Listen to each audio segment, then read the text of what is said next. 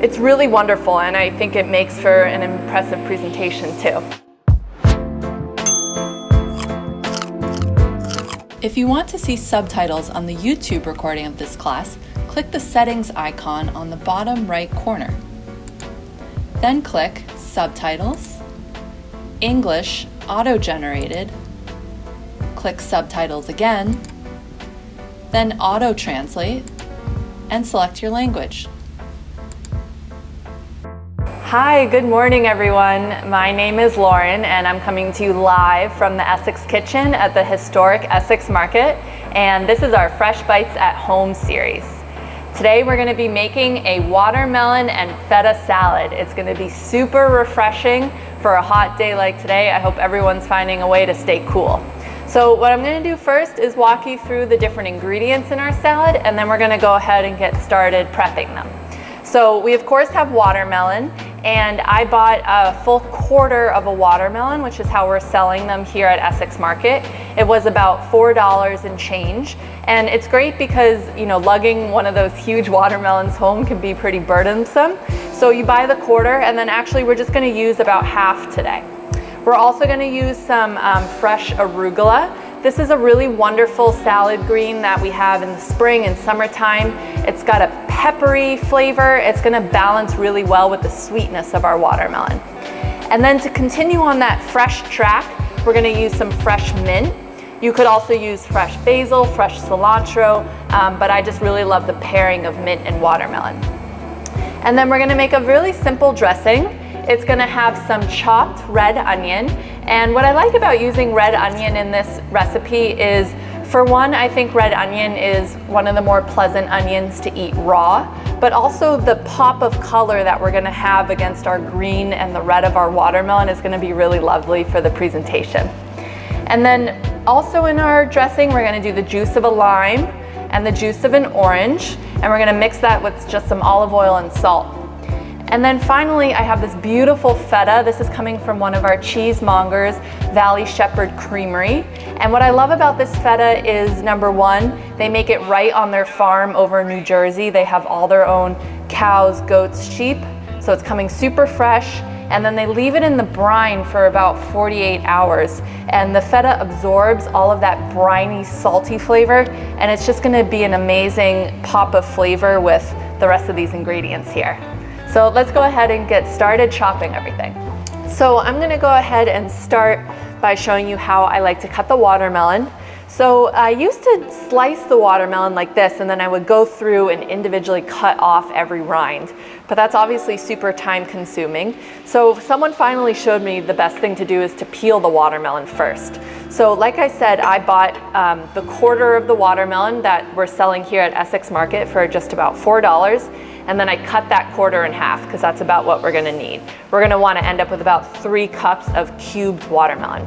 So I'm gonna go ahead and cut off the other end of my watermelon, and then I'm gonna stand it up straight, and I'm just gonna run my knife down the peel of the watermelon to just take it off. And the goal is to, you know, not cut off too much of that beautiful red flesh, but to get rid of the white, because of course the white is not, doesn't have a lot of flavor. It can often actually be a little bit bitter.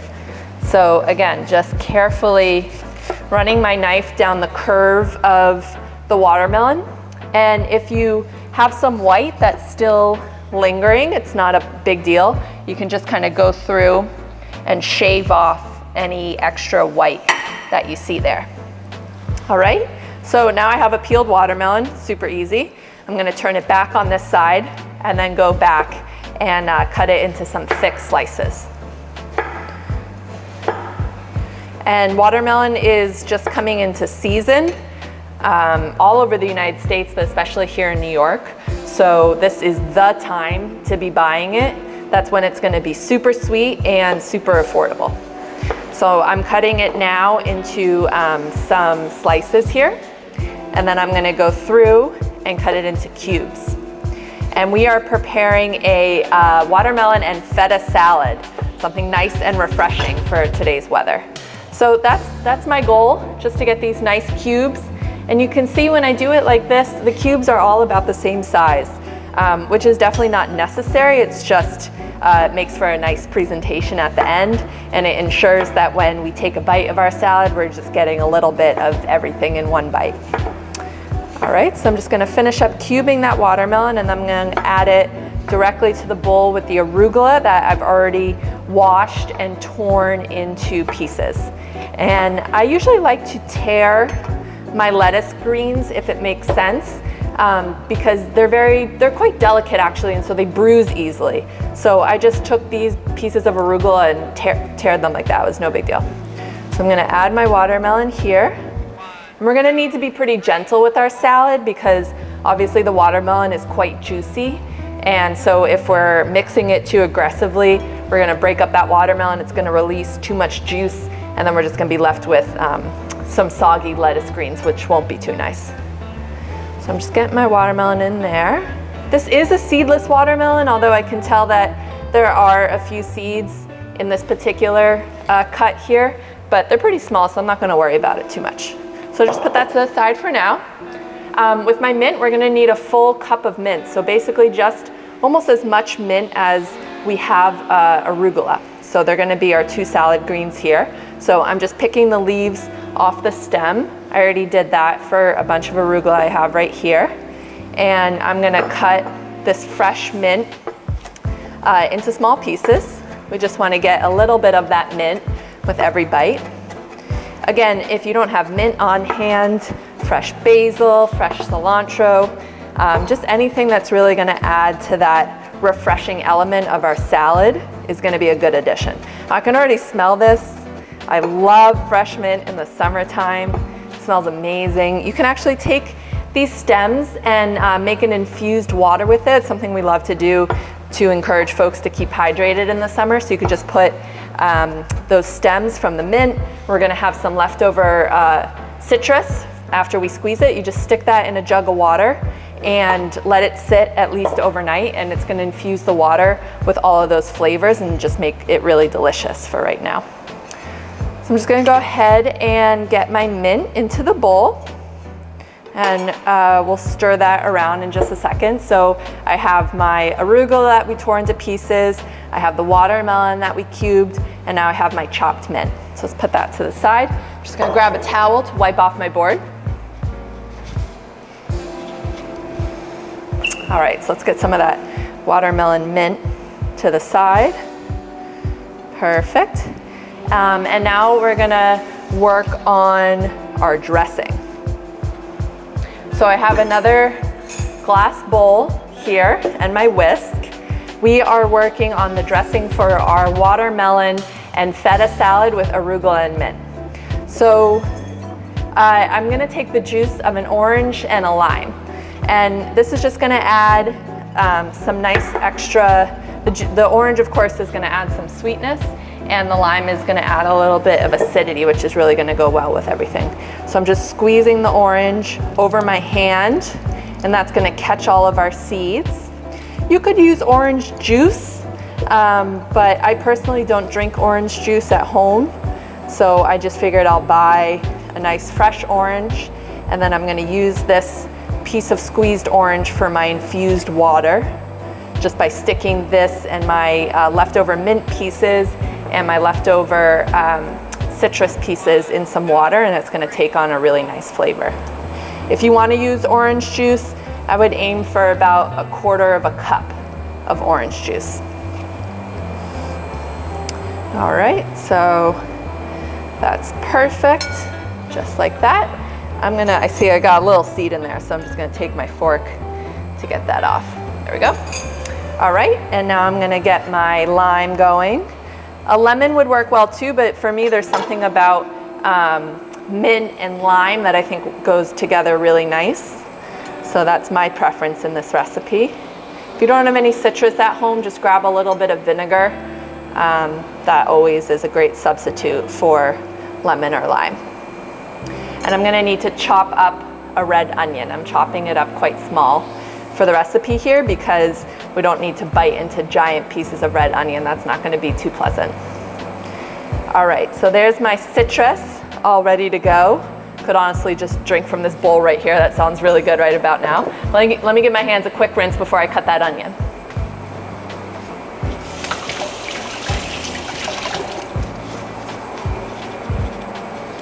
All right, so I have my half a piece of onion here. That's really all I'm gonna need. The red onions that we had here at market were quite large, so I already cut it in half and I washed it. So I'm just peeling off the outer layer. We could put that to the side. And I'm gonna cut my onion. So here's what I do. I follow these lines that are on the onion. So those are the first cuts I'm gonna make.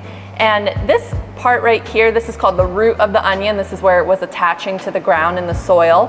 And I don't want to cut all the way through that root because you're going to see in a minute, I want the onion to stay intact in order to make some really beautiful cuts. So what I'm doing here is I'm cutting more or less along those natural lines in the onion. Some might pop out, that's no problem. But I'm trying not to go all the way through to the root. All right, so I have, again, see how it's still intact?